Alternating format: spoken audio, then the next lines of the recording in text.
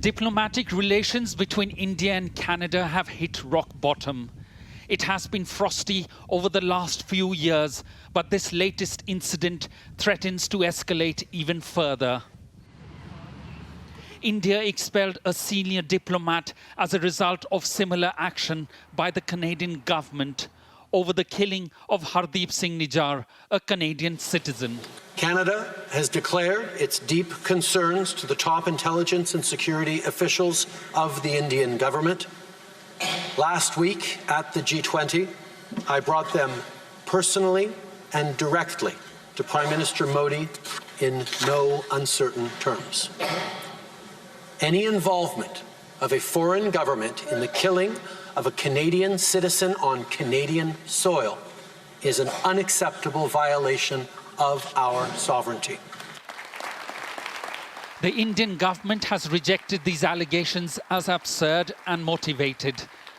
In a statement, the Foreign Ministry said such unsubstantiated allegations seek to shift the focus from Khalistani terrorists and extremists who have been provided shelter in Canada and continue to threaten India's sovereignty and territorial integrity.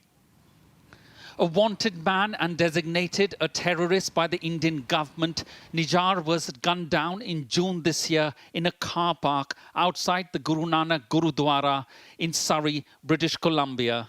He was an outspoken critic and a campaigner for Khalistan, a movement seeking a separate homeland for Sikhs. This is one of the few public examples we may have where there would be a democratic state undertaking covert action in the territory of another democratic state, and in this case, one involving intentional assassination, is pretty significant.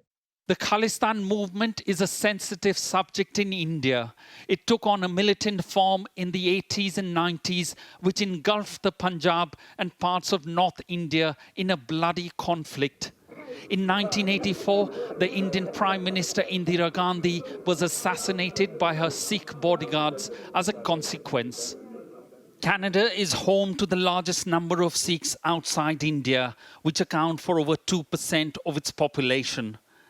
But with escalating tensions between the government and a spectre of violence, the bonds between its people may just strain. Neville Lazarus, Sky News, Delhi.